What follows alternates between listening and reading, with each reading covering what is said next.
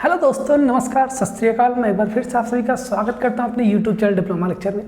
आज हम बात करने वाले हैं सिविल इंजीनियरिंग 5th सेमेस्टर के सर्वेइंग सब्जेक्ट के बारे में, जिसमें हम पूरा सर्वेइंग के बारे में चैप्टर नंबर 1 से लेके चैप्टर लास्ट जो है वहाँ तक सभी चैप्टर्स के बारे में आज हम बात करने वाले हैं। पूरा सिलेबस के बारे में बात करने वाले हैं, इंपॉर्टेंट क्वेश्चंस के बारे में बात करने वाले हैं। तो आप लोग अंत तक बने रहिए। अगर आप कुछ नहीं पढ़े अभी तक तो इस वीडियो को जरूर देख लीजिए। आप आराम से एग्जाम में पास हो जाएंगे, अच्छे नंबर भी प्राप्त कर सकते हैं अगर जितना हमने आपको बताया उतना आप पढ़ लेते हैं तो बिना टाइम को वेस्ट किए हुए चलिए शुरू करते हैं आज के लेक्चर को।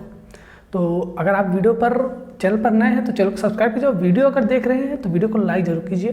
तो चलिए शुरू करते हैं आज के लेक्चर को, अंत तक बने रहिए हमारे साथ, ठीक है। और अगर किसी सब्जेक्ट की आपकी डिमांड होगी तो आप नीचे कमेंट बॉक्स में कमेंट करके हमको बता सकते हैं, ठीक है। चलिए सुनो, जैसा कि सर्वेइंग सेकंड के बारे में, अगर आप एक एक पर्टिकुलर सभी चैप्टर्स के बारे में देखना चाहते हैं तो आप हम जाइए चैनल पर प्लेलिस्ट सेक्शन में, वहाँ पे आपको सर्वेइंग सेकंड के नाम से प्लेलिस्ट मिल जाएगी, वहाँ से आप देख सकते हैं। लेकिन अगर आपको केवल ब्रीफ में पढ़ना है तो आप यहाँ से अच्छे से पढ़ सकते हैं। तो चलिए शुरू करते हैं। सबसे पहला चैप्टर जो आपका आता है वो कंटूर। तो जो टॉपिक सिलेबस में है हम एक एक टॉपिक को उठाएंगे और सबके बारे में आपको बताएंगे। सिलेबस हमारे सामने पड़ा हुआ है और हम वहाँ से देख के आपको बताते हैं। कंटूर सबसे पहला चैप्टर, कंटूरिंग। यहाँ लिखते हैं कंटूरिंग।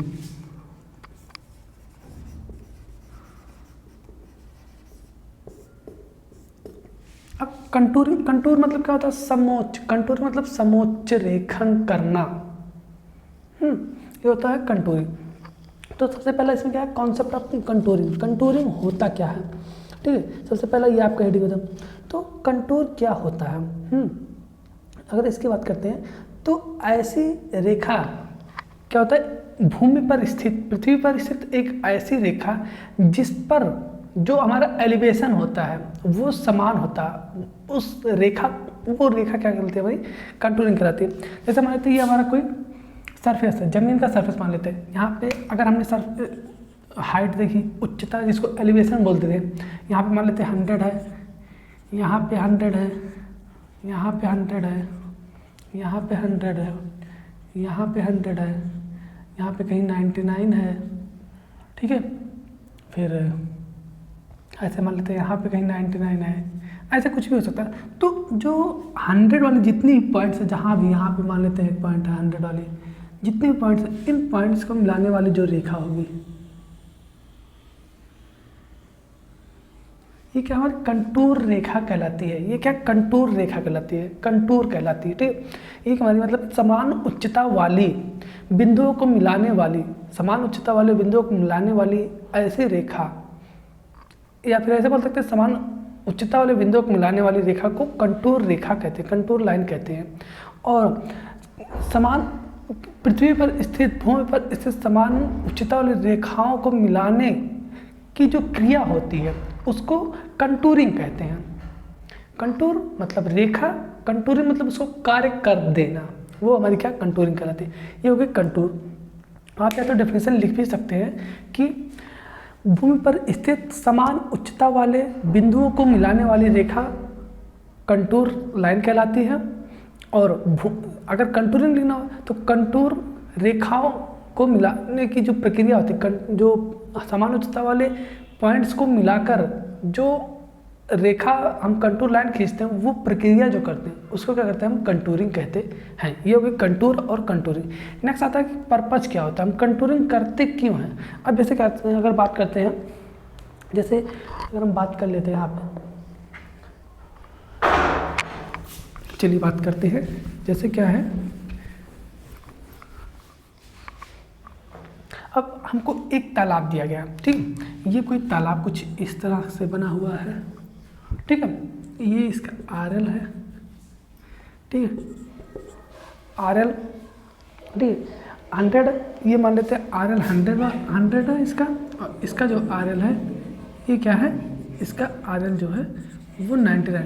तो इसका कंटूर लाइन कैसे बनेगा? अब इसको क्या करते हैं हम ऊपर बढ़ाएंगे, इसको भी क्या करेंगे ऊपर बढ़ाएंगे, इसको ऊपर बढ़ाएंगे, इसको ऊपर बढ़ाएंगे। अब इसको जो पॉइंट्स को मिलाने वाली जो रेखा होगी, जैसे भी मिली ये, ठीक है, ऐसे मान लेते हैं कुछ ये कुछ इसमें ऐसे मिल रही है, तो ये क्या हो गई, ये 99 वाली हो गई, ये 100 वाली हो गई। तो ये क्या हमारी कंटूरिंग करती है, ये कंटूर मैप कहलाता है। ये जो कंटूर लाइंस को मिला के जो भी हम मैप बनाते हैं कंटूर के थ्रू, कंटूर जो पॉइंट्स होते हैं उनके थ्रू जो मैप बनाते हैं उनको क्या, उनको हम कंटूर मैप बोल देते हैं। ठीक, क्या कंटूर मैप बोल देते हैं, जिसको हम क्या बोल सकते हैं, ठीक है, कंटूर मैप बोल देते हैं। ये क्या होगा भाई, कंटूर कुछ इस तरह से, जब भी आपके एग्जाम में आता है तो आप कुछ इस तरह से फिगर बनाएंगे। ठीक है, ये 99 वाली होगी, ये 100 वाली होगी। आप इसको लिख सकते हैं कि ये लेक है, लेक नहीं, आप इसको कुआं बोल सकते हैं। ठीक है, तालाब या कुआं कुछ भी बोल सकते हैं, तालाब मान लेते हैं। ठीक है, तो आप क्या करेंगे, जब भी आप कंटूरिंग अगर आपके एग्जाम में आता है, इंपॉर्टेंट पॉइंट है, ध्यान दीजिए, कंटूरिंग आता है तो आपको पूरा बनाना पड़ेगा। ठीक है, एक जब तक आप फिगर नहीं देंगे कंटूरिंग में तब तक आपको नंबर यहाँ पे नहीं मिलेगा, नंबर मिलेगा मतलब कम मिलेगा। ठीक है, तो ये होगा कंटूरिंग की बात। अब बात करते हैं पर्पज़ क्या है कंटूरिंग की। कंटूरिंग चैप्टर से आपके क्वेश्चन जरूर आते हैं, 5 से 10 नंबर क्वेश्चन आपका आता है हमेशा। ठीक है, तो आप लोग कंटूरिंग चैप्टर को जरूर पढ़िए। ये कंटूर और कंटूर निकाल। ठीक है, अब इसके क्या क्या उद्देश्य हो सकते हैं। ठीक है, उद्देश्य हम एक एक करके आपको बता देते हैं। क्षेत्र की स्थलाकृति, purpose of contouring, purpose of contouring, क्या क्या पर्पज है। क्षेत्र की स्थलाकृति क्या करते हैं, हम पता करते हैं, जैसे ऊंचान है या फिर नीचान है या फिर स्लोप है, क्या है, कैसे, उसके लिए क्षेत्र की स्थलाकृति। राइटिंग हमारी अच्छी नहीं है, ध्यान दीजिएगा। ठीक है, आप समझने की कोशिश कीजिए। क्षेत्र की स्थलाकृति होगी। दूसरे क्या बोल सकते हैं हम, कैचमेंट एरिया। कैचमेंट एरिया क्या होता है, आपको इरिगेशन बताया गया था, आप वहाँ से देख सकते, जान सकते हैं। कैचमेंट एरिया के लिए, जिसको हम क्या अपवाह की आवाह है, आवाह क्षेत्र, कैचमेंट एरिया, कैचमेंट एरिया। ठीक है, फिर क्या करते हैं, इसके थ्रू क्या कर सकते हैं हम, जैसे बांध हो गया, कोई जलाशय के लिए क्या करते हैं, उपयुक्त स्थल का पता लगाया जा सकता है। ठीक है, डैम हो गया, और जलाशय मतलब कि बोल सकते हैं रिजर्वायर हो गया, इसके लिए उपयुक्त जगह का हम पता लगाया जा सकता है। इसके क्योंकि क्या होता है, डैम के लिए हमको ऊंचाई पे जाना पड़ता है, ऊंचाई हमको बहुत देनी पड़ती है, तो वहाँ पे हमको, और जलाशय क्या होता है, हमको ऊंची जगह पे देना पड़ता है, तो वहाँ पे हमको एलिवेशन देखने की जरूरत पड़ती है। तो उसके लिए क्या करते हैं, उसको नहरों सड़कों के क्या करते हैं, जो मृदा कार्य होता है उसके लिए, मतलब कि अलाइनमेंट के लिए, मतलब कि कैनाल, रोड, आप बोल सकते हैं रेलवे लाइन, इसके अलाइनमेंट के लिए, ठीक है। इसमें अगर हम 5वें पॉइंट की बात करते हैं तो 5वां पॉइंट क्या हो सकता है कि किन्हीं दो जो स्टेशनों की क्या होता है, इंटरविजिबिलिटी का बताया जा सकता है। किन्हीं दो स्टेशन, जैसे क्या होता है, 2 स्टेशन हैं, उनकी इंटरविजिबिलिटी, कितनी दृश्यता, कितनी दूरी पे वो देख सकते हैं, उसके लिए क्या करते हैं, इसका प्रयोग हम कर सकते हैं। और क्षेत्र में तूफानी जल या फिर सीवेज के निकास के क्या कहते हैं हम, क्षेत्र में अगर कभी तूफान आता है, मतलब कि समुद्र के किनारे कोई घर बना हुआ है, कोई गांव शहर बसा हुआ है, तो अगर समुद्र में तूफान आता है तो कितना ऊंचाई पर हम रखें उस शहर को समुद्र से, फिर उस गांव को, कि उस तूफान का असर उस पर ना आए, उस जो पानी है, तूफान का पानी क्या है उस गांव शहर में ना आए, उसके लिए क्या करते हैं हम, कंटूरिंग करते हैं, वहाँ पर हमको ज़रूरत होती है इसकी। ठीक है, ये हो गए ऑब्जेक्ट्स ऑफ कंटूरिंग, मतलब कि कंटूरिंग के उद्देश्य या फिर पर्पज ऑफ कंटूरिंग बोल सकते हैं। अब नेक्स्ट टॉपिक हमारा था कंटूर इंटरवल। इसी में एक कंटूर इंटरवल होता है, एक हॉरिजॉन्टल इक्विवेलेंट, 2 चीज़ होता है, ये भी आपके एग्जाम में बहुत आता रहता है। एक होता है कंटूर इंटरवल,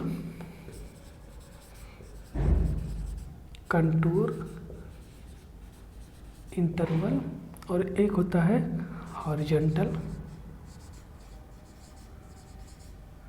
इक्विवेलेंट।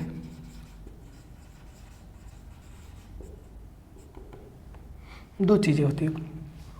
अब कंटूर इंटरवल की अगर बात करते हैं तो ये क्या होता है, 2 क्रमागत, ध्यान दीजिए, दो शब्द को आपको यहाँ पे ध्यान रखना है, एक तो क्रमागत, एक तो क्षैतिज और मतलब कि ऊर्ध्वाधर।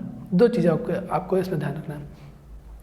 दो क्रमागत समोच्च रेखाओं के बीच की जो ऊर्ध्वाधर दूरी होती है, वर्टिकल डिस्टेंस, ऊर्ध्वाधर दूरी जो वर्टिकल डिस्टेंस होती है, हाँ, जो वर्टिकल डिस्टेंस होती है उसको क्या बोलते हैं हम, कंटूर इंटरवल बोल देते हैं। और हॉरिजॉन्टल इक्विवेलेंट दो क्रमागत कंटूर रेखाओं के बीच की जो क्षैतिज दूरी होती है उसको क्या, हॉरिजॉन्टल इक्विवेलेंट बोल देते हैं। अब ध्यान दीजिएगा, जैसे क्या हुआ, एक हमारा क्या है, ध्यान दीजिएगा, एक कंटूर लाइन ये जा रही है और एक कंटूर लाइन ये जा रही है, इन दोनों के बीच में जो क्या होगा, ये वर्टिकल डिस्टेंस है, इसको कंटूर इंटरवल बोलते हैं। और एक लाइन ऐसे है, ऐसे जा रही है, एक लाइन ऐसे जा रही है, तो ये जो डिस्टेंस होती है इसको हम क्या बोल देते हैं, इसको हम हॉरिजॉन्टल इक्विवेलेंट बोल देते हैं।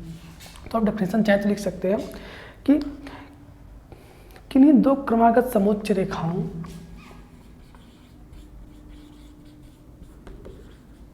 किन्हीं दो क्रमागत मतलब समझ रहे हैं कि जैसे क्या हुआ, एक 100 की लाइन ये जा रही है, ये 99 की लाइन जा रही है, ये 98 की लाइन जा रही है, तो क्रमागत क्या हो जाएगा, ये दोनों क्रमागत होंगे, मतलब कि जस्ट उसके बाद वाली लाइन, क्रमागत मतलब उसके जस्ट बाद वाली लाइन को हम क्रमागत लाइन बोलते हैं। ऐसा नहीं कि इसके बीच का कंटूर इंटरवल, ये नहीं होगा।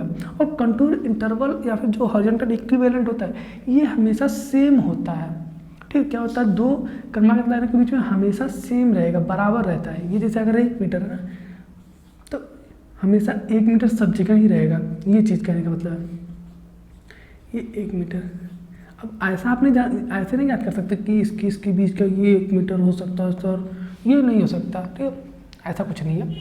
तो दो क्रमागत की बात हो रही है ना, तो ये दूसरा क्रमागत होगा, उसके जस्ट बाद वाली लाइन की बात कर रहे हैं, उसके सेकेंड पोजिशन पे नहीं, ठीक है, तो ये क्रमागत होती है।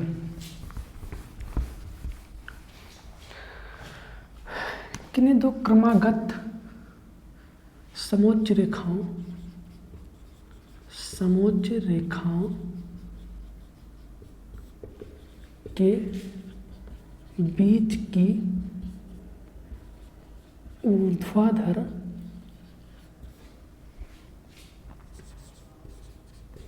दूरी को कंटूर इंटरवल कहते हैं। इसमें क्या है, बस ये सब वैसे रहेगा, जो यहाँ पे ऊर्ध्वाधर यहाँ पे क्षैतिज हो जाएगी, ठीक है। किन्हीं दो क्रमागत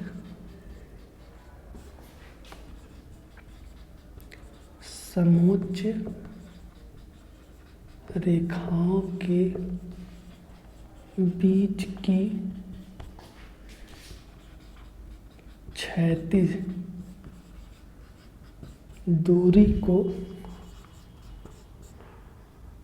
इसको बोलते हैं क्षैतिज समतुल्य बोलते हैं, हॉरिजॉन्टल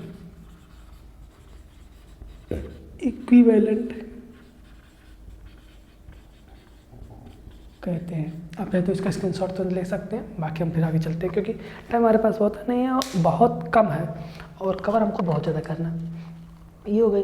अब factors affecting contour interval. Contour interval जो होते हैं इनको कौन कौन से फैक्टर्स अफेक्ट करते हैं, क्या क्या होते हैं जिनसे क्या होता है कंटूर इंटरवल हमारा मतलब कि जैसे 1 मीटर था, 1 मीटर से कम ज़्यादा हो सकता है, उसका क्या क्या फैक्टर्स होते हैं उनके बारे में बात करते हैं। आपको समझ में आ रहा होगा चीज़, अगर समझ में आ रहा तो वीडियो को लाइक जरूर कीजिएगा, ठीक है। तो चलिए अब बात करते हैं फैक्टर्स अफेक्टिंग समोच्च रेखांतर को प्रभावित करने वाले कारक।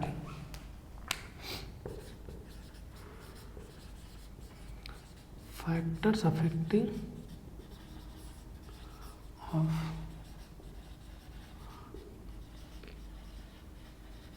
Contour interval. सबसे पहला क्या हो सकता है, 4 पॉइंट्स होते हैं इसमें, ठीक है। कौन कौन से पॉइंट्स होते हैं, एक तो nature and extent of ground या फिर नेचर ऑफ ग्राउंड बोल सकते हैं, ठीक है। Nature of ground,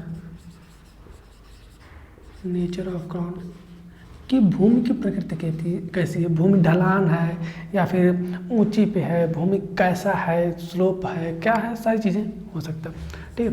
purpose of survey, purpose of survey. Survey हम कर क्यों रहे हैं? अगर इम्पॉर्टेंट कोई काम है, जैसे हम कोई गवर्नमेंट बिल्डिंग बना रहे हैं जहाँ पे हमको बहुत ज़रूरी बिल्डिंग है, मतलब कि इम्पॉर्टेंट बिल्डिंग है, कोई गवर्नमेंट काम करे तो वहाँ पे हमको बहुत ही अच्छे से देना पड़ेगा, बहुत ही अच्छे से करना पड़ेगा। लेकिन अगर हम जैसे कोई नॉर्मल सा घर बना रहे हैं, कोई बिल्डिंग बना रहे हैं, तो वहाँ पे हमको बहुत ज़्यादा दिक्कत, मतलब कि थोड़ा बहुत कम ज़्यादा भी हो जाएगा तो कोई दिक्कत नहीं चलेगा, ठीक है, कोई दिक्कत नहीं होगा, चल जाएगा। ये होगा सेकंड कि एक तो होगा हमारा नेचर ऑफ ग्राउंड, दूसरा पर्पज ऑफ द सर्वे हो गया। तीसरा क्या हो सकता है? Scale of the map,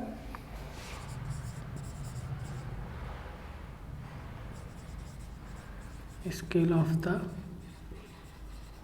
map. And fourth क्या? टाइम एंड कॉस्ट, ठीक है, टाइम एंड कॉस्ट, या फिर बोल सकते हैं टाइम एंड फंड बोल सकते हैं, ठीक, कॉस्ट नहीं, फंड से रहेगा, फंड अवेलेबल, ठीक है। ये 4 फैक्टर्स होते हैं। अब इनके बारे में डिटेल्स में आप जाके पढ़ सकते हैं, नीचे आपको प्लेलिस्ट का लिंक मिल जाएगा, ठीक है, आप इनके बारे में डिटेल्स में पढ़ सकते हैं। Nature of ground, purpose of सर्वे हमने बताया। Scale of the map, scale हम कैसे लेते हैं? स्केल कम ले रहे हैं, ज़्यादा ले रहे हैं, उस पर क्या करेंगे, इस पर डिपेंड करेगा। स्केल मतलब क्या?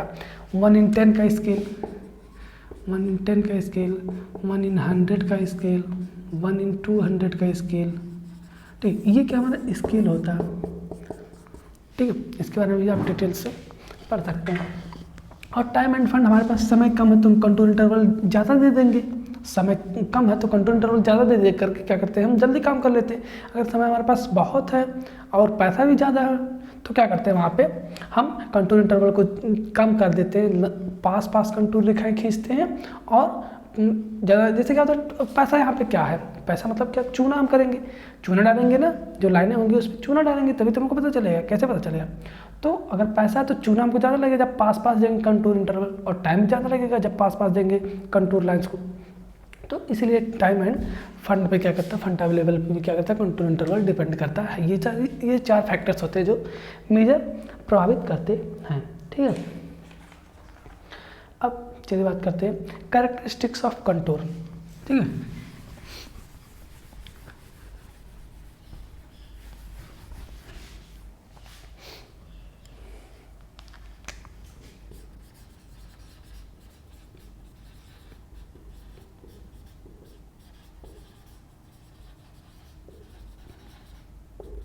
ठीक है, क्या क्या मतलब कैरेक्टरिस्टिक्स मतलब बोल सकते हैं क्या क्या अभिलक्षण होते हैं इसके, जो कंटूर होते हैं, कंटूर लाइन होते हैं, उनके क्या क्या अभिलक्षण होते हैं उनकी बात कर लेते हैं। सबसे पहला, ठीक है, सबसे पहले क्या, समान उच्चता। इसका मतलब क्या है, अब ध्यान दीजिएगा। समान उच्चता मतलब होता है कि एक समोच्च रेखा पर स्थित सभी बिंदुओं की उच्चता क्या होती है, समान होती है।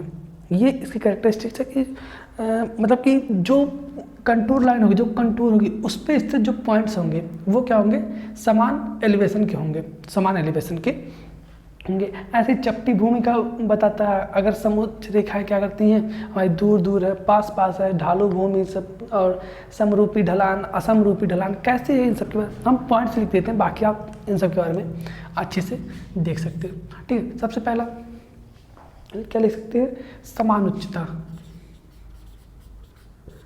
समान उच्चता, एक चीज़ आप ध्यान दें। अभी चलिए बात करते हैं। और सेकंड, ढलान,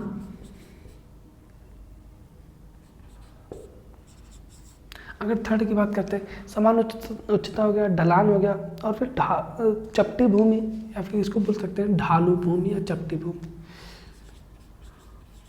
ढालू भूमि, चपटी भूमि,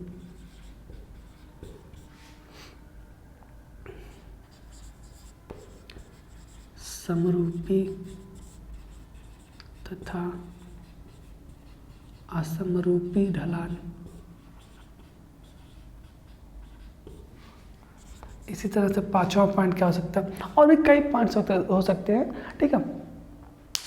सिराहीन रेखाएं, ठीक है, तीखे मोड़, पहाड़ी या टीला,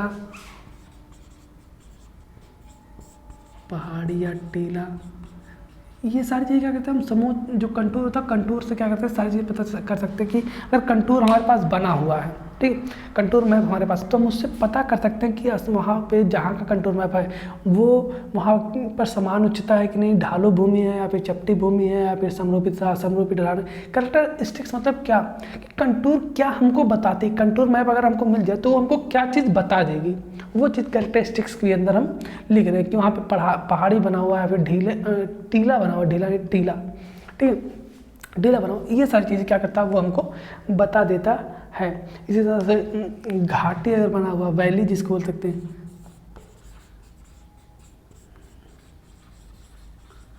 ठीक है, क्या घाटी या वैली क्या चीज़ बना हुआ है यहाँ पे, ये पॉइंट्स हैं। और भी अगर पॉइंट्स देखना चाहें, ठीक है, समकोण पारक,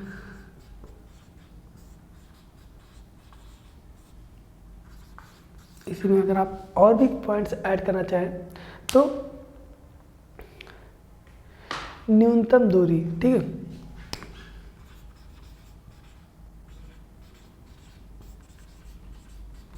और भी कई पॉइंट्स, जैसे कि एक चीज़, हाँ हम आपको बता रहे थे, यहाँ पे एक चीज़ और आता है आपका, क्या चीज़, जिसको हम बोल सकते हैं एक दूसरे का मार्ग ना काटना।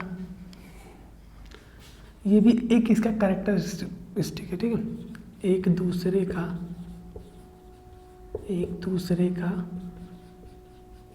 मार्ग ना काटना।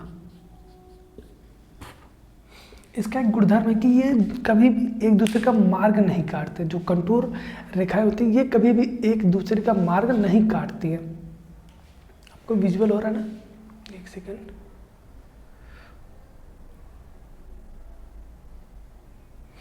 आपके अब विजुअल हो रहा है अच्छे से, ठीक है।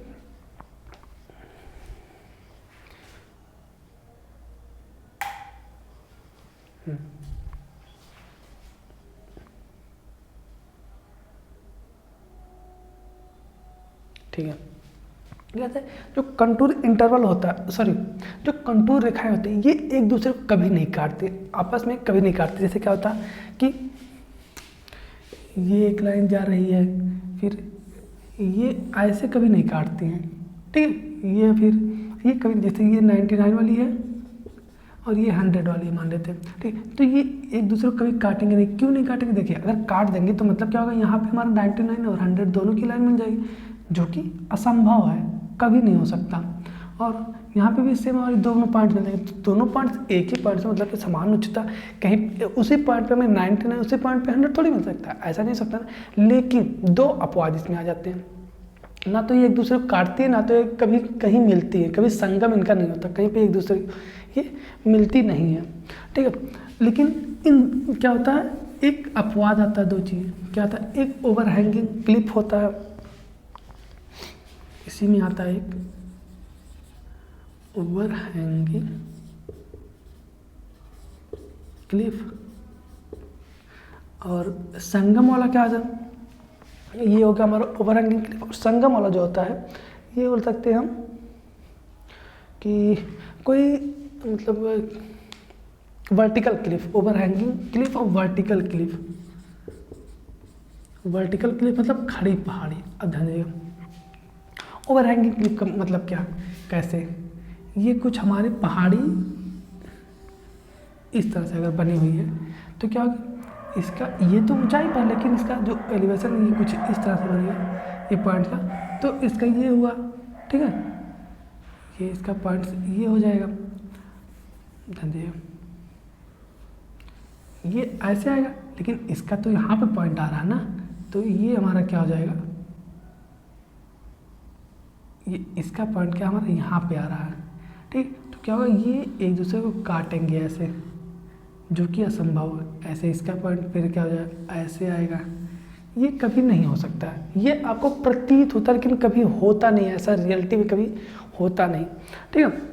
ये आपको काटते ही प्रतीत होंगे लेकिन काट नहीं रही होती है, ठीक है। ये कंटूर मैप पे बस आपको दिखेगा, रियल में ये काटती नहीं है। ऐसे हमारा वर्टिकल क्लिफ क्या होगा, वर्टिकल क्लिफ मतलब कोई पहाड़ी है, ये पहाड़ी हमारी ऐसे मान लेते हैं, ये वर्टिकल है, तो बार बार पॉइंट सारे पॉइंट्स क्या होंगे हमारा इसी पे होते हुए ऐसे जाएंगे, हमारा वर्टिकल क्लिफ हो जाएगा, ठीक। तो एक ही जगह पे मिल रही है, तो ये भी केवल प्रतीत होता है, लेकिन ये कहीं मिल रहे हैं, कभी नहीं मिले, तो ये हमारा होता है। ठीक है, चलिए बात करते हैं। ठीक है, आप चाहे तो इसका स्क्रीनशॉट ले सकते हैं, फिर चलते हैं आगे क्योंकि टाइम बहुत कम है। ठीक है,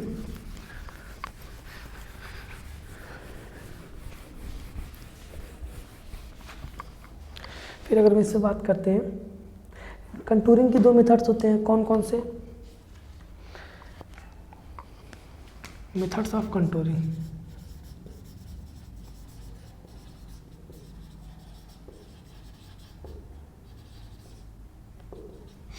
एक तो डायरेक्ट मेथड,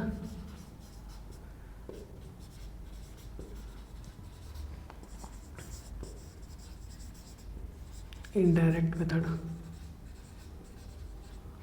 ठीक है, अब इसमें भी हमारे 3 मेथड्स होते हैं, बाई स्क्वायर, और नेक्स्ट आ जाता है बाई क्रॉस सेक्शन,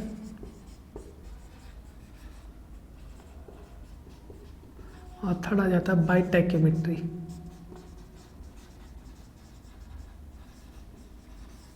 ये 3 मेथड्स आते हैं। ठीक है, इनके बारे में आप डिटेल से भी पढ़ सकते हैं। ठीक है, ये हो जाता है। अब इसी में इसको रेडियल लाइन भी बोल सकते हैं। ठीक है,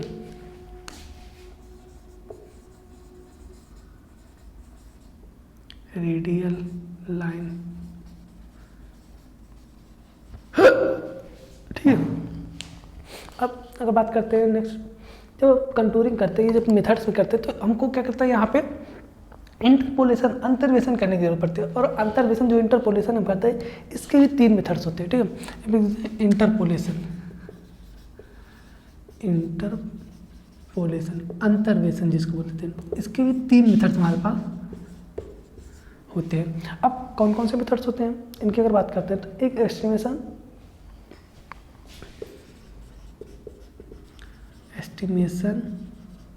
मेथड, एक कैलकुलेशन मेथड, एक ग्राफिकल मेथड। ठीक है, ये हो गया हमारा। आप इसको इसके साथ ले सकते हैं, अनुमान विधि, गणितीय विधि और लेखा चित्रीय विधि। ठीक है, अब इनके बारे में आप डिटेल्स में पढ़ सकते हैं। तो ये चैप्टर क्या होता है यहीं पे समाप्त होता है। आज आपके आपको समझ में आ गया होगा। ठीक है, अब हम चलते हैं नेक्स्ट चैप्टर की तरफ, जो कि हमारा क्या है, थियोडोलाइट। ठीक है, थियोडोलाइट की तरफ बात चलते हैं। आई आपने इसना पढ़ लिया होगा, समझ में आया होगा आपको। एक चैप्टर ख़त्म करने में आपका 27-28 मिनट लग गया। ठीक है, तो कोई बात नहीं, चलिए देखते हैं ख़त्म होता पूरा कि नहीं। अगर नहीं ख़त्म होगा तो आप नेक्स्ट वीडियो का वेट कीजिएगा, उसमें भी हम कोशिश करेंगे ख़त्म करने की। चलिए बात करते हैं थियोडोलाइट की। नेक्स्ट चैप्टर, थियोडोलाइट सर्वे। अगर हम थियोडोलाइट की बात करते हैं, सबसे पहले थियोडोलाइट क्या होता है? ठीक है, थियोडोलाइट या तल कोण मापी।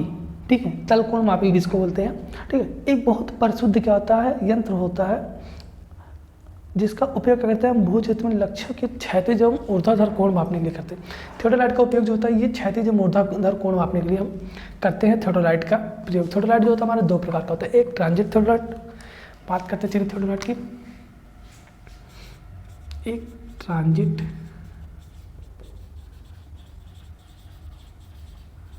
थियोडोलाइट, दूसरा नॉन ट्रांजिट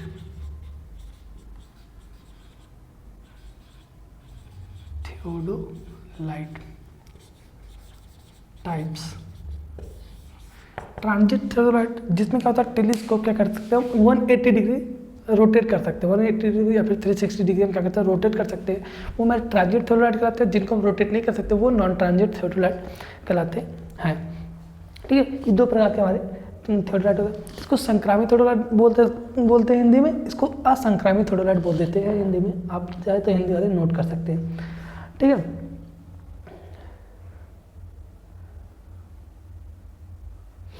ठीक है, ये हो गया थियोडोलाइट। अब मेन पार्ट्स ऑफ थियोडोलाइट कौन कौन से पार्ट्स होते हैं हमको क्या पढ़ना है, हमारे जो सिलेबस में वो ट्रांजिट थियोडोलाइट के हैं। तो ट्रांजिट थियोडोलाइट के बारे में हम पढ़ते हैं। अब कौन कौन से पार्ट्स होते हैं ट्रांजिट थियोडोलाइट के, चलिए उसके बाद में बात करते हैं। पार्ट्स आप लोग याद रख लीजिएगा, क्योंकि पार्ट से क्वेश्चन भी आते हैं। थोड़ा के बारे में अगर आ गया थोड़ा का समझाइए तो आपको पूरा लिखना पड़ेगा, ठीक है। तो पार्ट्स ऑफ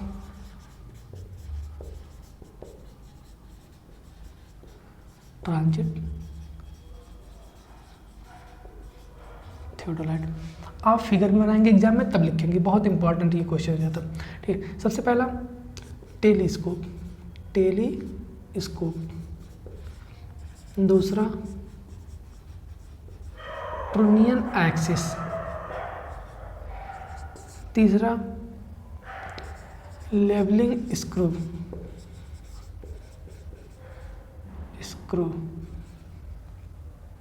और फुट स्क्रू, और बोल सकते हैं levelling screw, foot screw, lower plate जिसको हम स्केल प्लेट भी बोल देते हैं, अपर प्लेट,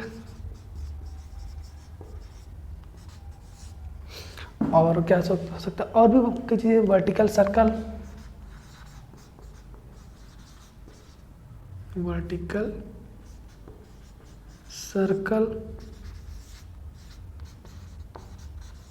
बबल ट्यूब, ठीक है। और भी क्या हो सकते हैं उसकी बात करते हैं तो कई पार्ट्स इसमें, ठीक है। Altitude level, T frame,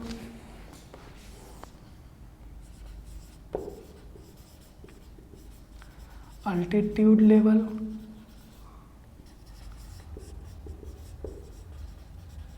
T frame, और भी क्या लिख सकते हैं हम, फिर बात करते हैं लोअर प्लेट, स्केल प्लेट हो गया, सारी चीज़, अपर प्लेट इसको वर्नियर प्लेट भी बोल देते हैं, ठीक है। प्लेट लेवल हो गया, ए फ्रेम होता है, ठीक है। ए फ्रेम,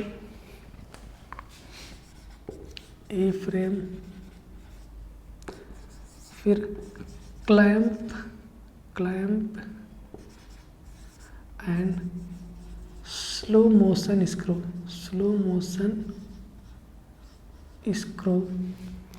और ये अगर लिखना चाहे तो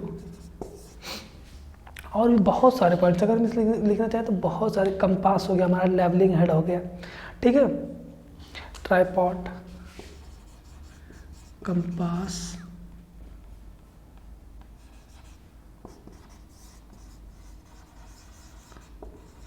लेवलिंग हेड,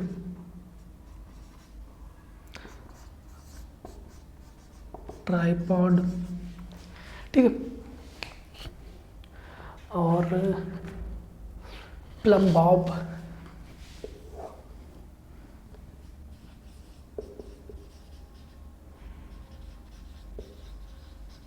ये इतने क्या होते हैं पार्ट्स होते हैं। आप चाहे तो इसका स्क्रीनशॉट ले सकते हैं, ठीक है।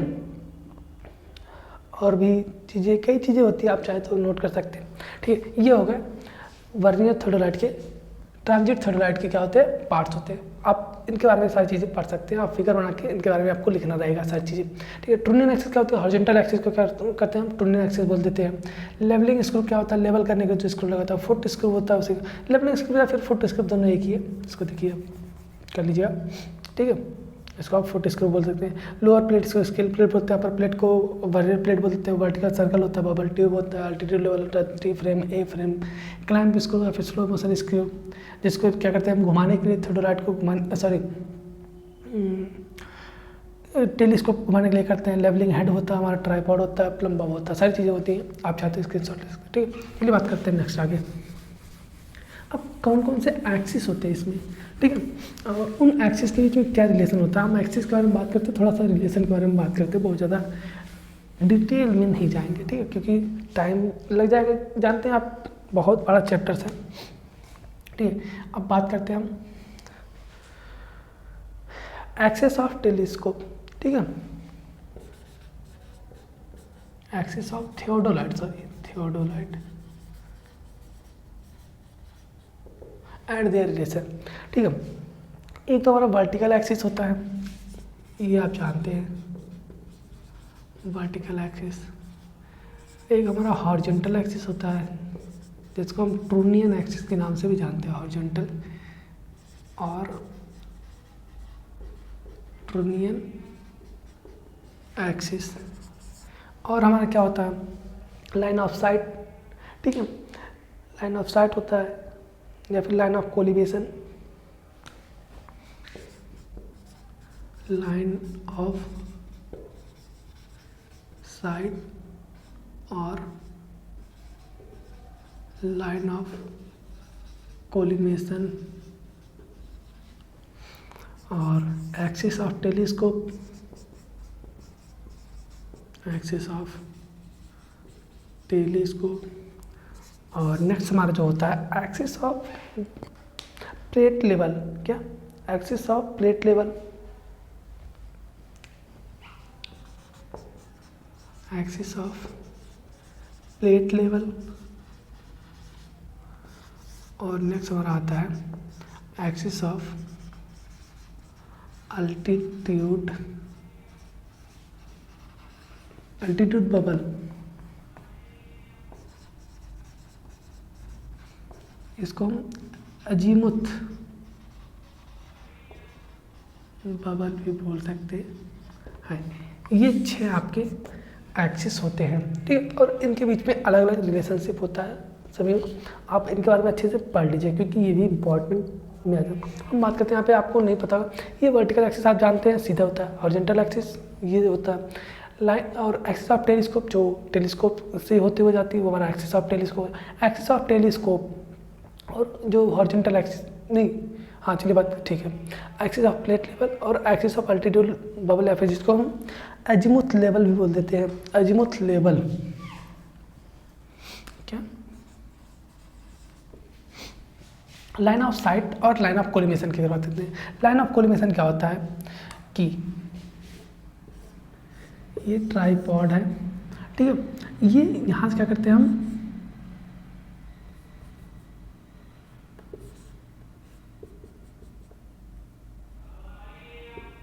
यहाँ से अगर हम देखते हैं, ठीक है, तो ये सीधे अगर जा रही है मतलब कि हॉरिजॉन्टल है, एकदम हॉरिजॉन्टल है, तो उसको हम लाइन ऑफ साइट बोल देते हैं। और जो लाइन ऑफ कोलिमेशन होता है, लाइन ऑफ कोलिमेशन आपका ऐसे भी हो सकता है, अगर आप सीधे देख रहे हैं तो ऐसे ही हो सकता है, लाइन ऑफ कोलिमेशन ऐसे भी हो सकता है, लाइन ऑफ कोलिमेशन अगर ऊपर देखेंगे तो ऐसे हो जाएगा, नीचे देख रहे हैं तो आप ऐसे हो जाएगा। तो ये क्या होता है हमारा line of collimation, line of site में थोड़ा सा अंतर होता है, लगभग दोनों सेम ही होता है, ठीक। ये हुआ एक्सिस के बारे में। अब बात करते हैं कौन कौन से टर्म यूज किया जाते हैं, थियोडोलाइट जब हम कार्य करते हैं तो उसमें कौन कौन से टर्म यूज किए जाते हैं, ठीक है, टर्मिनोलॉजीज क्या क्या होते हैं उनके बारे में बात कर लेते हैं। जैसे आपका लेफ्ट स्विंग हो गया, राइट स्विंग हो गया, और फेस लेफ्ट फेस राइट क्या होता है, स्विंगिंग क्या होता है, ट्रांजिटिंग क्या होता है, ये सारी चीज़ें क्या होता है हमारा terms used in theodolite.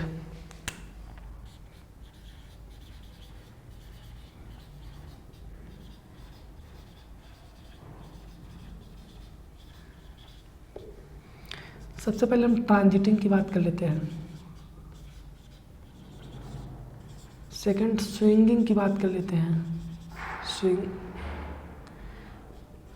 Swinging हो गया। थर्ड अगर हम फेस लेफ्ट,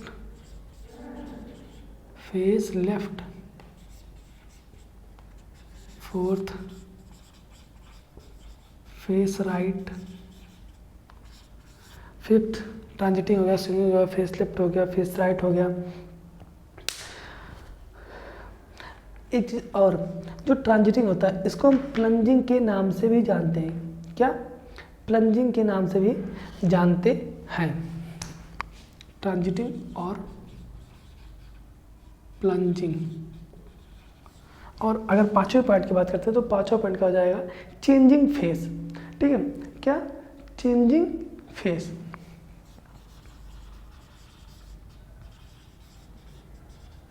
ये कुछ टर्मिनोलॉजीज होती है जो क्या होता है यूज किया जाता है। ट्रांजिटिंग क्या होता है, अब ध्यान दें, ट्रांजिटिंग थियोडोलाइट हमारी ऐसे खड़ी है, ये हमारी क्या है, ये हमारी थियोडोलाइट है, ठीक है। इस थियोडोलाइट को क्या करते हैं हम, जो इसमें टेलीस्कोप लगा होता है, जो टेलीस्कोप को ऐसे हम घुमाना, ठीक है, ये क्या होता है हमारा ट्रांजिटिंग कहलाता है। टेलीस्कोप को ऐसे 360 डिग्री घुमा देना, ये हमारा ट्रांजिटिंग कहलाता है। और स्विंगिंग क्या होता है, ये हमारा थियोडोलाइट है, थियोडोलाइट को ऐसे घुमा देना पूरा, थियोडोलाइट का ऐसे चारों दिशा में क्या करना, 360 डिग्री घुमा देना, ये हमारा क्या कहलाता है, थियोडोलाइट, मतलब कि स्विंगिंग कहलाता है। फेस लेफ्ट, वर्टिकल सर्किल जब हमारे फेस लेफ्ट में होता है, जब वर्टिकल सर्किल हमारे लेफ्ट में होता है और उस टाइम जब हम ऑब्जर्वेशन लेते हैं, ये हमारा राइट है सॉरी, जब भी हमारा क्या होगा लेफ्ट में होगा वर्टिकल सर्किल और हम ऑब्जर्वेशन लेते हैं तो वो हमारा फेस लेफ्ट ऑब्जर्वेशन कहलाता है। जब भी राइट में होगा वर्टिकल सर्किल तो उस टाइम जो ऑब्जर्वेशन लेंगे वो फेस राइट ऑब्जर्वेशन कहलाता है। अब चेंजिंग फेस क्या होता है, फेस को चेंज करना। अब हम राइट से ले रहे थे, राइट से हमको लेफ्ट करना है तो क्या करेंगे, एक बार स्विंग करेंगे और एक बार ट्रांजिट करेंगे तो क्या होगा, चेंज होगा। एक बार ऐसे था, ठीक है, हम ऐसे देख रहे थे, ठीक है, क्या क्या हमने इसको ऐसे कर दिया, ठीक है, ऐसे हो गया। अब चूँकि ये देखिए, अगर टेलीस्कोप का इधर से हम देखते हैं, इधर हमको ऑब्जेक्ट है, आपकी तरफ ऑब्जेक्ट है, ऐसे हैं, ठीक है, ऐसे हम देख रहे हैं तो एक बार स्विंग करेंगे तो ये क्या होगा, ऐसे हो जाएगा। क्या होगा, इधर से हमको देखना है लेकिन हमको इधर ही देखना है, लेकिन फेस चेंज करके देखना है तो क्या करेंगे, एक बार स्विंग किया हमने, फिर एक बार क्या करेंगे, इसको ट्रांजिट कर देंगे तो क्या होगा, ये फेस चेंज हो गया ना, इधर था इधर आ गया, तो वो चीज़ क्या होता है, चेंजिंग फेस होता है। ये हो गया टर्मिनोलॉजी। अब बात करते हैं स्केल भी आप पढ़ लीजिएगा, ठीक है। अब adjustment of third I am sorry, ठीक है, ठंडी का मौसम है, आप लोग बच के रहिए, ठंडी बहुत हो रही है क्योंकि आप सभी के एग्जाम्स है, ठीक है। अब बात करते हैं एडजस्टमेंट ऑफ थर्ड लाइट के बारे में। एडजस्टमेंट ऑफ थर्ड लाइट, इसमें दो होता है, एक हमारा टेम्पररी एडजस्टमेंट और दूसरा क्या होता है, परमानेंट एडजस्टमेंट, ठीक है। टेम्पररी एडजस्टमेंट में हमारे तीन क्रिया होती है, सेंटरिंग, लेवलिंग और फोकसिंग, जिसको हम एलिमिनेशन ऑफ पैरालैक्स बोलते हैं, एलिमिनेशन ऑफ पैरालैक्स, ठीक है।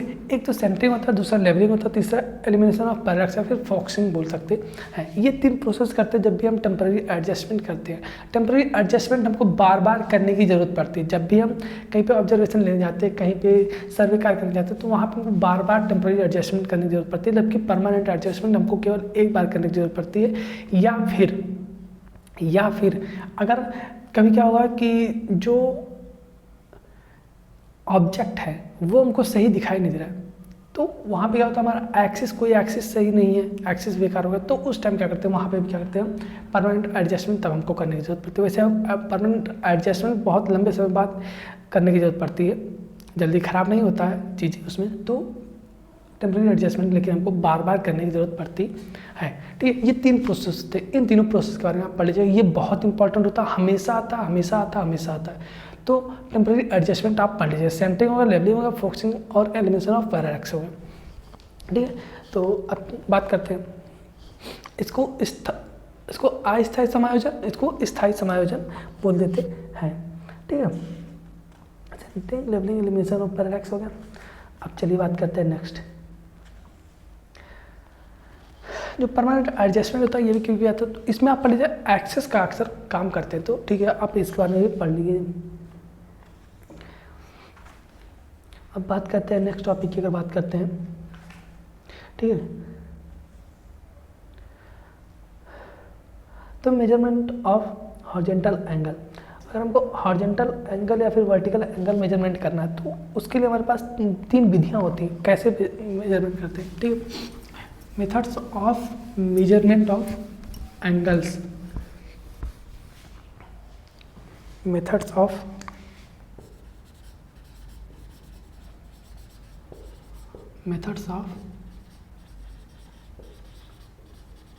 मेजरमेंट ऑफ एंगल्स, ठीक है। अब कौन कौन से मेथड्स होते हैं, तीन मेथड्स होते हैं इसके, ठीक है। ठीक है, थोड़ा सा लग रहा है हमको जुकाम हो गया है, लेकिन कोई बात नहीं। एक तो हमारा जनरल मेथड और हमारा रिपीटेशन मेथड और फिर नेक्स्ट हमारा होगा रिट्रेशन मेथड।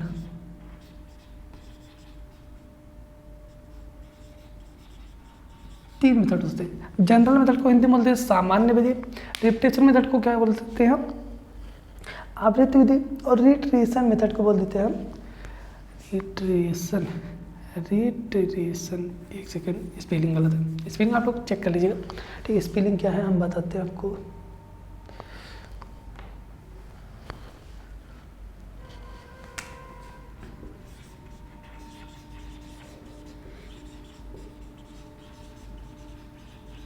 इसको बोलते हैं पुनरावलोकन विधि। क्या पुनरावलोकन विधि, इसमें क्या करते हैं हम, जो जनरल मेथड में होता है, जनरल हम क्या करते हैं, टेलीस्कोप को सेट करते हैं, ऑब्जर्वेशन ले लेते हैं एक बार दो बार, एक बार फेस लेफ्ट में, एक बार फेस राइट में, उसके बाद उसका एवरेज ज्ञात कर लेते हैं, तो हमारा जनरल मेथड होगा।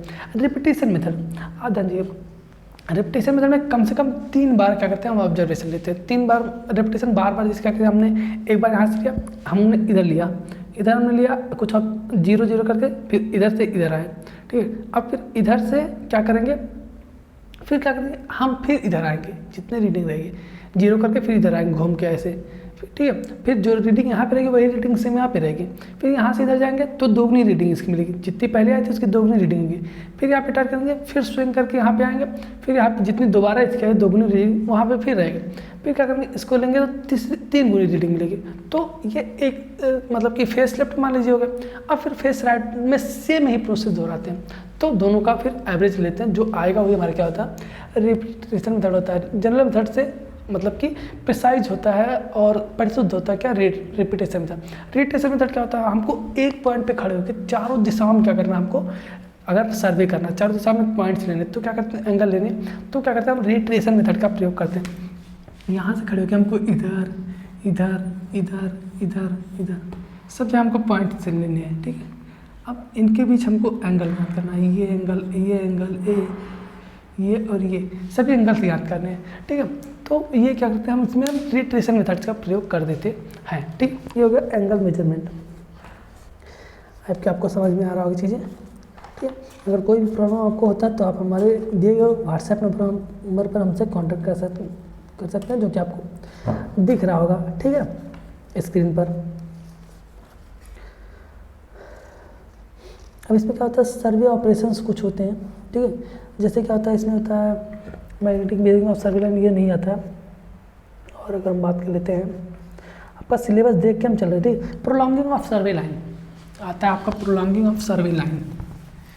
अगर हमको सर्वे लाइन को आगे बढ़ाना होगा, जैसे कोई लाइन हमने क्या किया,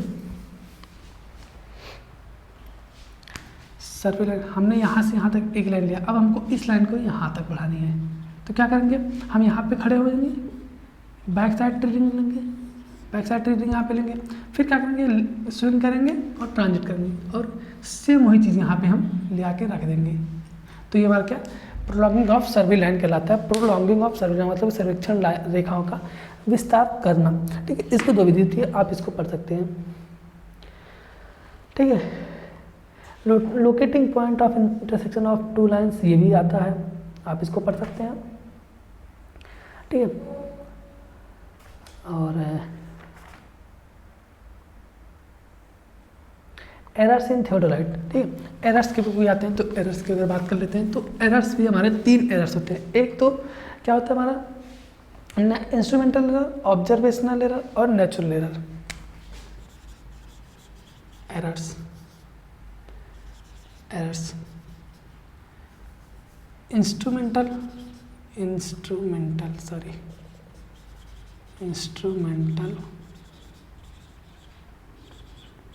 एरर्स, ऑब्जर्वेशनल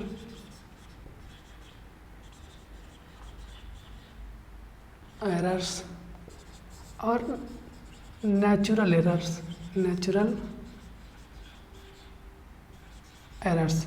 अब क्या होता है इंस्ट्रूमेंटल एरर, मतलब कि इंस्ट्रूमेंट में कोई एरर है, उसकी वजह से अगर हमारा ऑब्जर्वेशन जो है वो गलत आ रहा है तो क्या होता है इंस्ट्रूमेंटल एरर कहलाता है। इंस्ट्रूमेंटल में कोई गड़बड़ी है तो वो हमारा इंस्ट्रूमेंटल एरर कहलाता है। ऑब्जर्वेशनल एरर क्या होता है? ऑब्जर्वेशनल एरर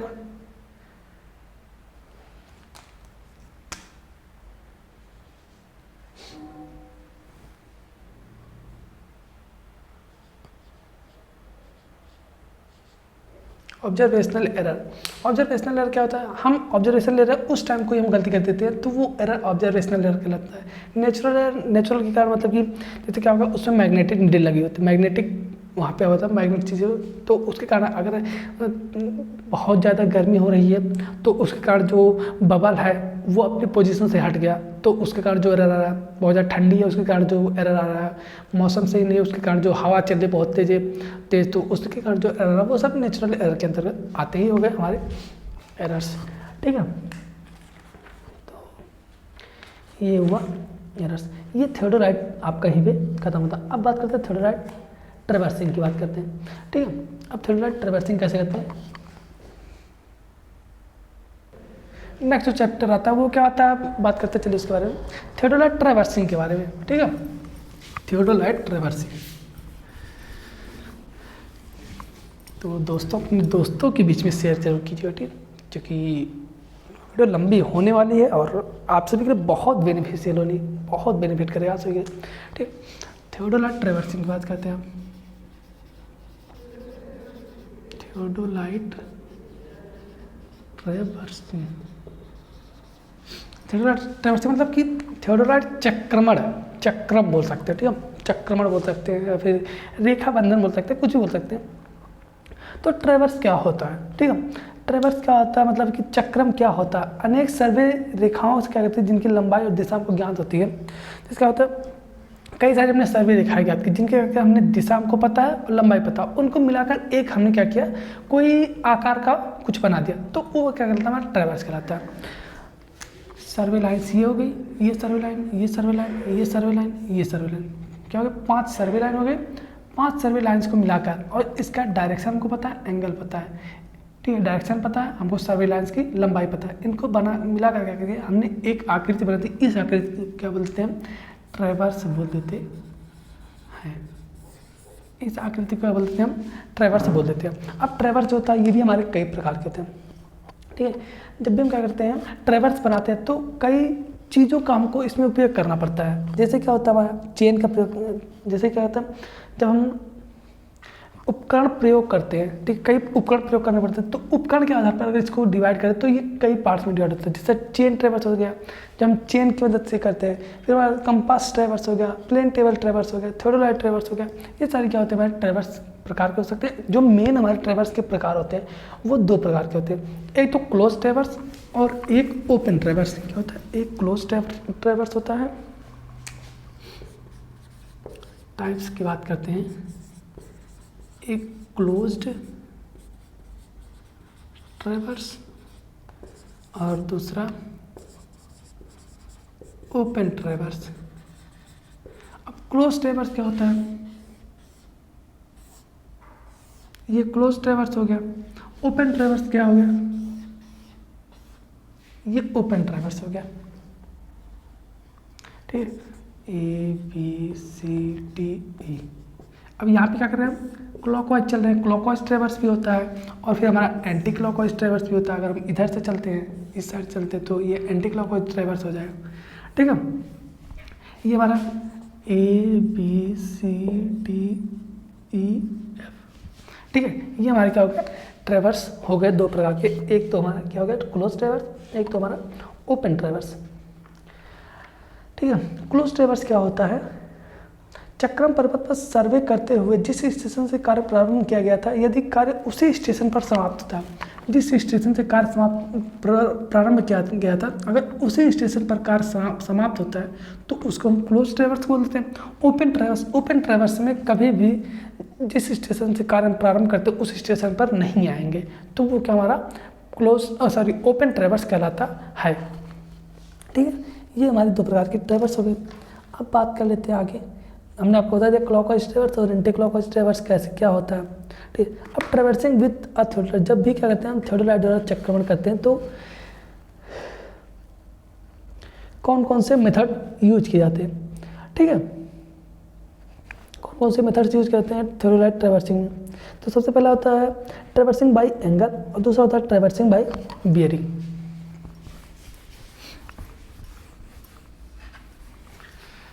नेक्स्ट हेडिंग आप लगा लीजिए मेथड्स ऑफ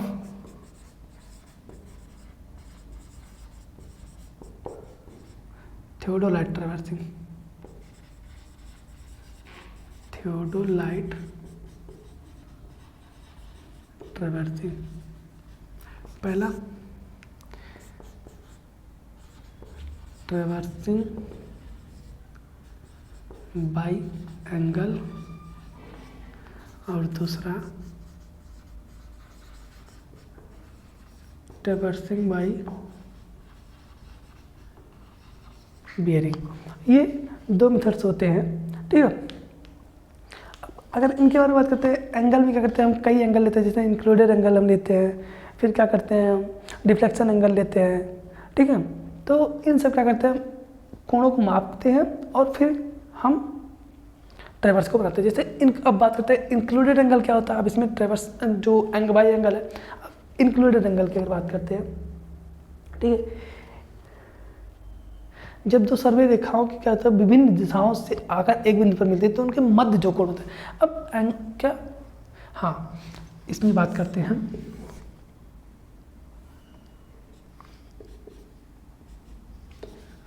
एक तो इंक्लूडेड एंगल लेंगे और एक क्या करते हैं हम डिफ्लेक्शन एंगल लेते हैं।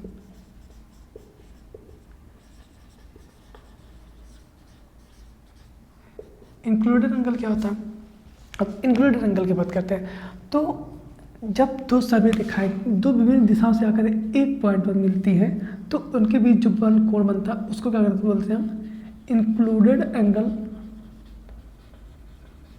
बोल देते हैं। और डिफ्लेक्शन एंगल क्या होता है, पश्च सर्वे लाइन, मतलब कि पश्च सर्वे रेखा तथा अग्र सर्वे लाइन, इसका फिर ऐसे लिख सकते हैं डेफिनेशन अगर इसकी लिखना चाहें तो एक अग्ररेखा पश्च रेखा के विस्तार के साथ, एक अग्ररेखा पश्च रेखा के विस्तार के साथ जो एंगल बनाती है इसको क्या बोलते हैं हम डिफ्लेक्शन एंगल बोल देते हैं। एक अग्ररेखा, ये अगर आगे वाली रेखा हुई तो इसके पीछे की रेखा ये हो जाएगी, इसके विस्तार के साथ जो एंगल बना रही है इसको क्या हम आगे बढ़ा, इसके साथ जो एंगल बना रही है उसी को क्या हम डिफ्लेक्शन एंगल बोल देते हैं। ये दो एंगल मेजरमेंट करते हैं ट्रेवर्सिंग में, तो क्या करते हैं इसके द्वारा क्या करते हैं। अब जैसे क्या हुआ, अगर इसके द्वारा क्या करते हैं एंगल के द्वारा ना एक इंक्लूडेड एंगल ही हो गया, फिर एक लाइन इधर से आ रही है तो इसके अंदर का इंक्लूडेड एंगल, फिर इसके अंदर इंक्लूडेड एंगल, इसके अंदर का, तो क्या हुआ एक ट्रेवर्स बन गया। ऐसे से अब इसको आगे बढ़ाया और इसके साथ जो एंगल बन रहा है ये होगा, फिर इसको आगे बढ़ाया फिर इसके साथ जो एंगल बन रहा है ये बना है, तो ये क्या होगा ये भी हमारा एक ट्रेवर्स बन के तैयार हो गया। अब बियरिंग सेम इसी तरह से क्या करते हैं हम ट्रेवर्सिंग बाय बियरिंग भी करते हैं। ठीक है, इसमें हम डायरेक्ट एंगल की मदद से भी करते हैं। अब ट्रेवर्सिंग बाय बियरिंग भी इसी तरह से हम करते हैं। इसमें कई मेथड्स होते हैं, एक लूज निडल मेथड होता है, फास्ट निडल मेथड होता है। ठीक है, और कई तरह से ये दो हमारे होते हैं। ठीक है, आप इनको भी पढ़ सकते हैं। बहुत ज़्यादा इससे क्वेश्चन नहीं आता है इसलिए बहुत ज़्यादा डिटेल्स में नहीं जा रहे इसके। ठीक है, और अगर हम बात करते हैं ट्रेवर्सिंग, हाँ ट्रेवर्स प्लॉटिंग आप पढ़ लीजिएगा। ठीक है, ट्रेवर्स को कैसे प्लॉट करते हैं इसके लिए हमारे पास मेथड्स कई आ जाते हैं, angle and distance method, coordinates method. ठीक है, जो नहीं कोई मतलब नहीं रहने दीजिए, कभी कभी आता तो नहीं पढ़ेंगे तो भी चल जाएगा, एक बार पढ़ लीजिएगा। ठीक है, इसमें जो आता है बाय प्रोट्रैक्टर, बाय टेंजेंट और बाय कॉर्ड, तीन मेथड्स हमारे पास होते हैं। अब अगर बात करते हैं नेक्स्ट क्या टॉपिक्स आपके सिलेबस में दिया गया है,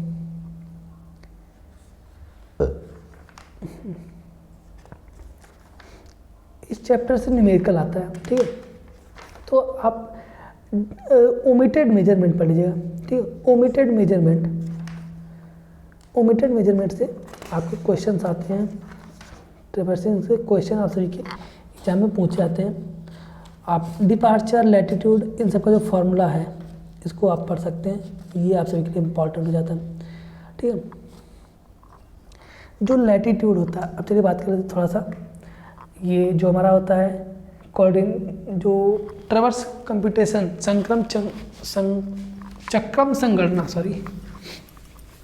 अगर बात करते हैं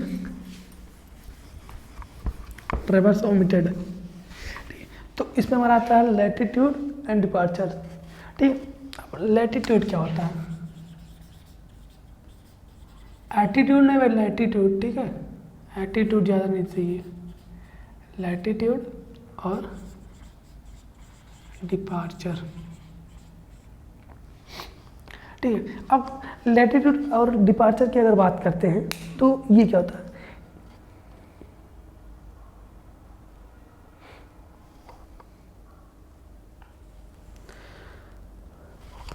अब ध्यान दीजिएगा, नॉर्थ, साउथ, ईस्ट, वेस्ट, दिख रहा है ना, नहीं दिख रहा, क्या सर कैसे बना रहे हो, नहीं दिख रहा बच्चों को, चलिए देखते हैं, अब दिख रहा होगा ना, अभी भी नहीं दिख रहा, अच्छा ये फिर बनाते हैं।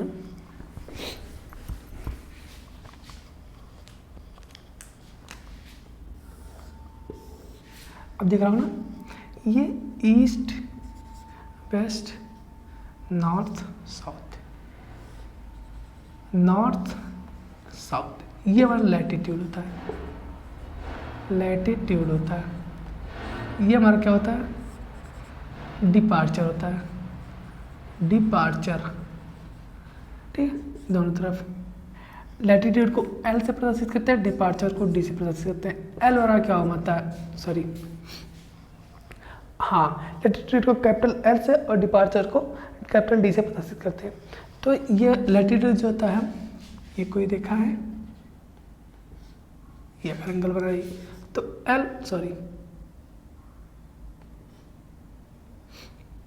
एल कॉस थीटा, ये लैटिट्यूड होता है, डी एल साइन थीटा, इतना तो आप जानते होंगे कि एल कॉस थीटा और एल साइन थीटा कैसे हो रहा है, ठीक है। ये माइनस प्लस हो सकता है, आप इसको, ठीक।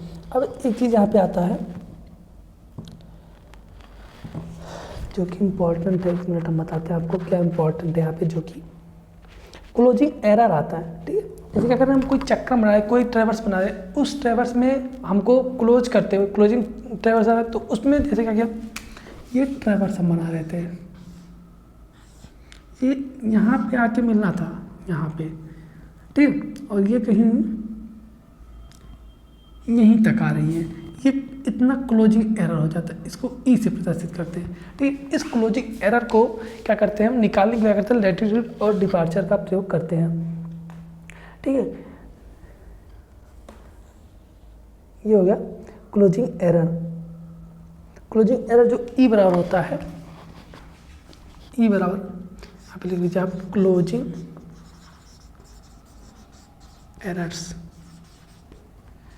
ई बराबर root of sum of L का square plus sum of D का स्क्वायर। ये क्या होता है, क्लोजिंग एरर निकल के आ जाता है कि कितना एरर है, ठीक है। तो उस एरर क्या करते हैं हम, फिर आराम से याद कर लेते हैं, ये हो गया।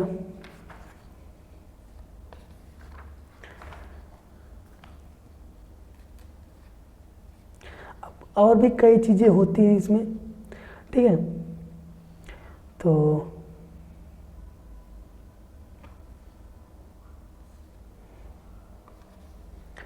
ठीक है, बस और बहुत ज़्यादा काम की चीज़ आप नहीं है। अगर न्यूमेरिकल आता तो आप छोड़ सकते हैं, क्योंकि न्यूमेरिकल आने का तो बड़ा रहेगा, और न्यूमेरिकल अगर आप लगाने लगेंगे तो बहुत टाइम लग जाएगा, ठीक है। तो इसलिए हाँ, अब नेक्स्ट आता है एडजस्टमेंट ऑफ क्लोज ट्रेवर्स। एडजस्टमेंट कैसे करते हैं, एंगुलर एरर आ गया, बियरिंग और क्लोजिंग एरर, 3 चीज़ें होती हैं।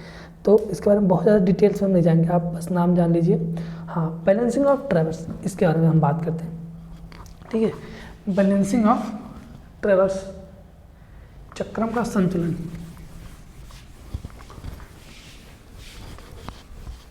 इसमें 3 रूल है, बस आप नाम याद रखिएगा, ठीक है।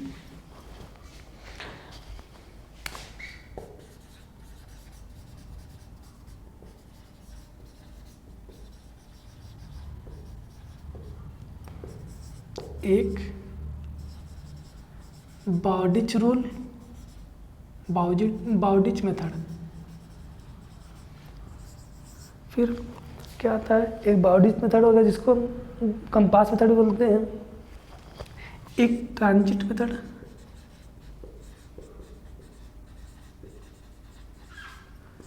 और एक आता है ग्राफिकल मेथड। 3 मेथड्स होते हैं, ट्रेवर्स, ठीक है। ये 3 मेथड्स होते हैं जिनको आप पढ़ सकते हैं, ठीक है।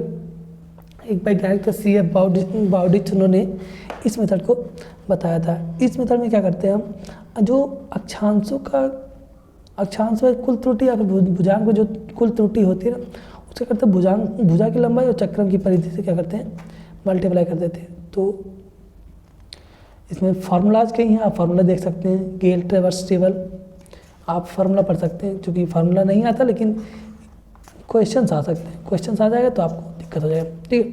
ये भी चैप्टर क्या होता है, यहीं पे समाप्त होता है। नेक्स्ट चैप्टर आता है टैक्योमेट्री। अब टैक्योमीटर के बारे में बात करते चलिए, ठीक है। ये हुआ ट्रेवर्सिंग। अब बात करते हैं टैक्योमीटर।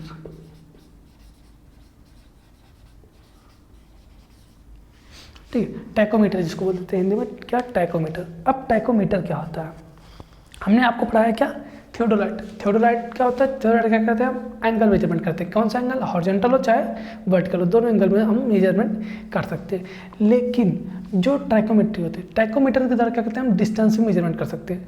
थियोडोलाइट में हम एंगल के बाद एंगल मेजरमेंट करते हैं, उसके बाद हम क्या करते हैं, चेन द्वारा क्या करते हैं, डिस्टेंस मेजरमेंट करते थे। लेकिन जो टैक्योमेट्री द्वारा क्या करते हैं, टैक्योमीटर द्वारा क्या करते हैं, ये भी एक तरह का थियोडोलाइट होता है, ठीक है, एक तरह का थियोडोलाइट होता है। लेकिन इसके द्वारा क्या करते हैं, हम डिस्टेंस मेजरमेंट भी कर लेते हैं, तो वो हमारा टैक्योमीटर कहलाता है, ठीक है। अब एडवांटेजेस ऑफ टैक्योमीटर क्या है, इसको आप पढ़ सकते हैं।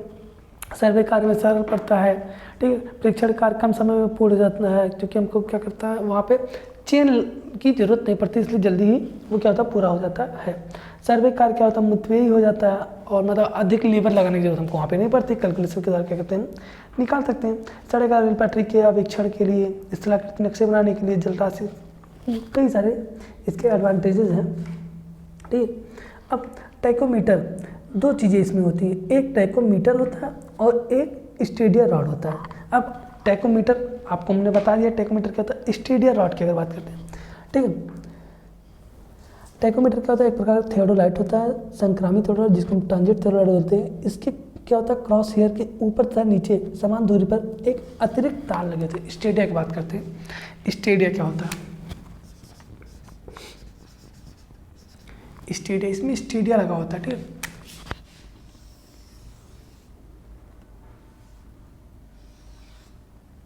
ये क्या हो गया,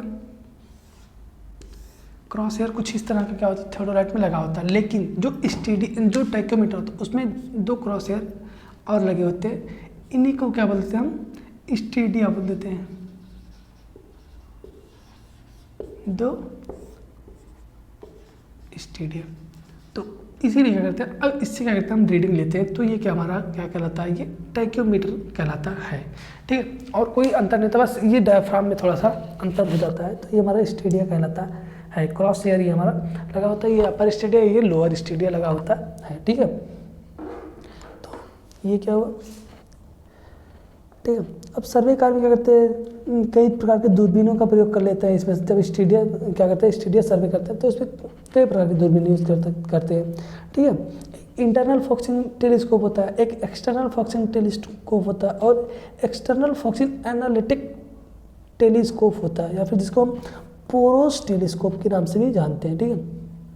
इसे टैक्योमीटर कहते हैं। ये हो गया। अब टैकोमीटर की एक बात बताते हैं आपको, ठीक है। जब भी हम टैकोमीटर क्या करते हैं, रीडिंग लेते हैं, तो वहाँ पे हमको एक फार्मूला निकल के आता है डिस्टेंस के लिए, ठीक है। डिस्टेंस के लिए क्या फार्मूला निकल के आता है, जो कि क्या होता है, एंगल तो मेजरमेंट कर लेंगे, लेकिन डिस्टेंस के लिए हमारे पास एक फार्मूला निकल के आता है KS+C, ठीक है। ये क्या होता है, K और C, ये दो कांस्टेंट होते हैं। एक को क्या बोलते हैं हम,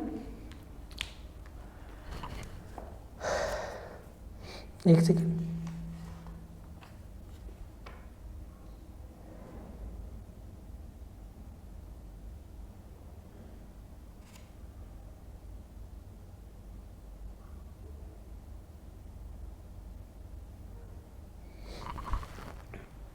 आप इसको चेक लीजिए। क्या होता है, ये मल्टीप्लाइंग कांस्टेंट होता है और ये एडिटिव कांस्टेंट होता है। मल्टीप्लाइंग कांस्टेंट, मल्टीप्लाइंग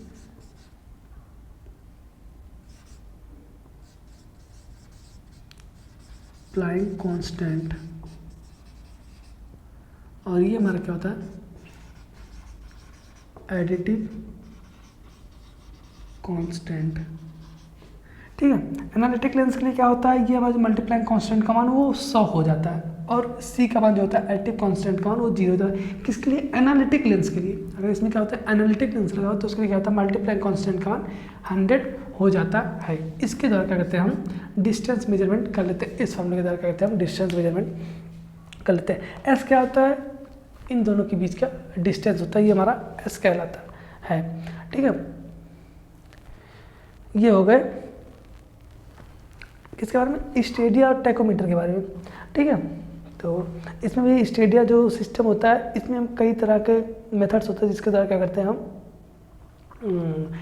सर्वे कार्य करते हैं। एक तो हमारा क्या होता है, फिक्स्ड हेयर मेथड होता है जिसको हम स्टेडिया मेथड बोल देते हैं, और दूसरा हमारा मूवेबल हेयर मेथड होता है, ठीक है। लिख देते हैं systems of, different systems of, आप इसको नोट कर लिए होंगे, D=KS+C क्या है कि system of tacheometric measurement, system of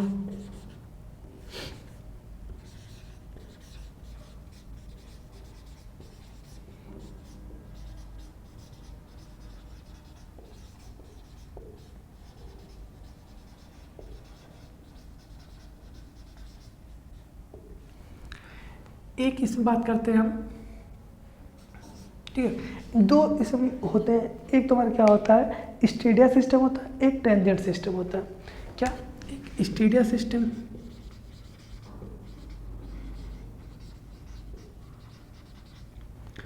और एक टेंजेंट सिस्टम। अब इसमें भी हमारे क्या होता है, स्टेडिया में दो होते हैं, एक फिक्स्ड हेयर मेथड और दूसरा होता है हमारा मूवेबल हेयर मेथड।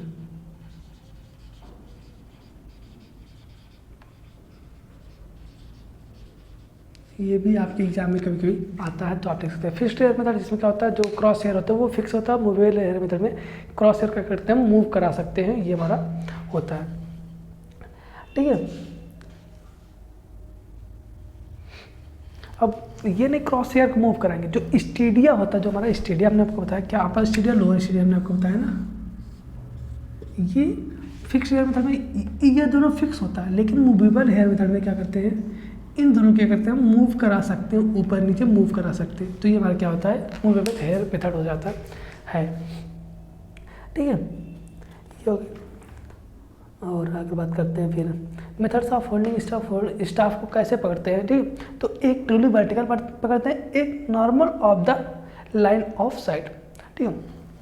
एक चूँकि क्या पृथ्वी जो है हमारी वो कुछ करोड़ शेप की है, क्या करते हैं, एक तो जब स्टाफ को हम पकड़ते हैं, स्टाफ को पकड़ते हैं, एक तो एकदम सीधा पकड़ें, जैसे हम खड़े हैं, ये क्या होगा, ट्रूली वर्टिकल, ये क्या हुआ, ट्रूली वर्टिकल। स्टाफ को इस तरह से पकड़ते हैं। एक जिस तरह से लाइन ऑफ साइट हमेशा हॉरिजॉन्टल रहती है, तो उस लाइन ऑफ साइट के टेंजेंट क्या होगा, उस लाइन ऑफ साइट के टेंजेंट क्या करते हैं, हम उसको पकड़ते हैं, sorry normal to the line of sight के पकड़ते हैं। Normal to the line of sight के करते हैं, हम उसको पकड़ के रखते हैं। जो हमारा स्टाफ होता है, दो तरह से हम स्टाफ को पकड़ के रखते हैं, उसको भी लिख देते हैं मैं भी।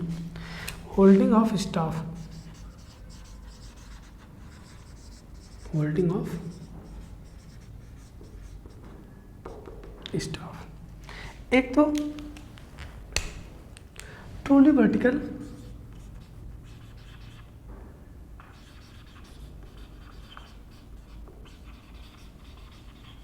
होल्ड, और दूसरा लिख सकते हैं कि नॉर्मल टू द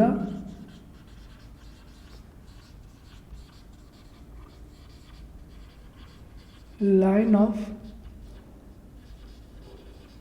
साइट। क्या करते हैं, normal to the line of sight hold. ठीक है, जिस तरह से हमारा लाइन ऑफ साइट होगा उस तरह क्या करते हैं, उसको होल्ड करके रखते हैं। ये दो तरह से होता है, क्या करते हैं हम स्टाफ को पकड़ के रख सकते हैं। अब अगर टाइकोमेट्री तरह क्या कहते हैं, हमने आपको बताया कि जब ऑब्जर्वेशन लेते हैं टाइकोमीटर तरह, तो वहाँ पे KS+C, ठीक है, क्या होता है, D बराबर KS+C। अब जो F/K होता है, इसको क्या बोलते हैं हम, इसको मल्टीप्लाइंग कांस्टेंट बोलते थे, जिसका मान, इसको बात करते हैं, थोड़ा सा और बात कर लेते हैं। D बराबर KS+C। जब भी हम मेजरमेंट लेते हैं तो D बराबर KS+C। K क्या हो जाता है, multiplying constant, multiplying constant. F form में I ये होता है। अब क्या होता है F, क्या होता है I, दिख रहा है ना, नहीं दिख रहा है, एक सेकंड।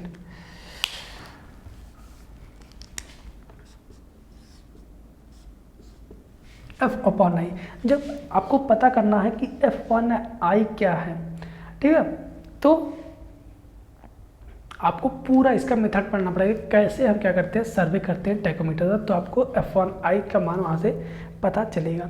और जो C होता है, C को क्या बोल देते हैं, C को बोल देते हैं हम एडिटिव कांस्टेंट, एडिटिव कांस्टेंट, जिसका मान होता है F+D।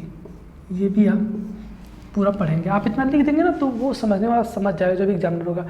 एक चीज़ आप जानेंगे, एनालिटिक लेंस के लिए क्या होता है, मल्टीप्लाइंग कांस्टेंट का मान 100 हो जाता है, और F+D एडिटिव कांस्टेंट का मान क्या होता है, 0 हो जाता है। ये हमने आपको पहले ही बता दिया। ठीक है, ये क्या हो गया, टाइकोमीटर हो गया। ठीक है, इस पर कभी कभी क्या होता है, आपका न्यूमेरिकल दिया जाता है,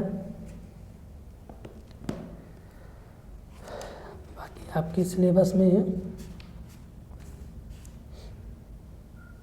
बस ये क्या होगा, यहीं पे टाइकोमीटर ख़त्म होता है। नेक्स्ट आप सभी का आता है, वो आता है चैप्टर कर्व। ठीक है, नेक्स्ट आप सभी का कौन सा चैप्टर है, कर्व।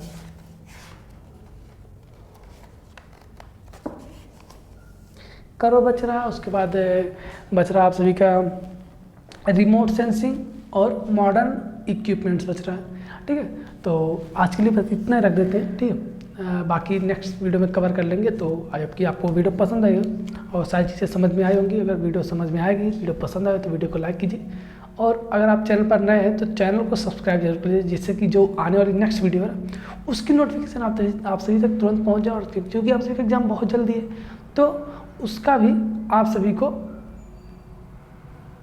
उसकी तैयारी आप सभी अच्छे से कर सकें। जब नोटिफिकेशन आप सभी तक जाएगी तो आप सभी देखेंगे वीडियो, जल्दी से जल्दी देख लेंगे और अच्छे से अच्छा ज्ञान प्राप्त कर लेंगे। तो आपको ज़्यादा चीज़ें अच्छे से समझ में आ जाएंगी। तो आई होप कि आपको सारी चीज़ समझ में आई, जितना हमने आपको बताया। यहाँ पे हमने आपको 4 चैप्टर कवर कर दिया। बच रहा आपका एक सेकंड, एक तो कर बच रहा है, चूँकि कर चैप्टर जो वो बहुत बड़ा है। ठीक है, इसलिए बात करते हैं। कर बच रहा है, फिर मॉडर्न सर्विंग इक्विपमेंट्स, और बच रहा है आपका रिमोट सेंसिंग, और मतलब कि हाँ रिमोट सेंसिंग बचा है। ये 3 चैप्टर्स आप सीखे बच रहे हैं, जो कि नेक्स्ट वीडियो में हम कवर करेंगे। तो ठीक है, आज के लिए बस इतना रखते हैं। आई होप वीडियो पसंद आए। अगर वीडियो पसंद आए तो वीडियो को लाइक कीजिए, चैनल पर नए हैं तो चैनल को सब्सक्राइब कीजिए। मैं सौरभ जायसवाल आप सभी का स्वागत करता हूँ अपने यूट्यूब चैनल डिप्लोमा लेक्चर में। तो मिलते हैं आपसे नेक्स्ट वीडियो में नए जोश और जुनून के साथ। तब तक के लिए बने रहिए हमारे साथ। धन्यवाद, थैंक यू।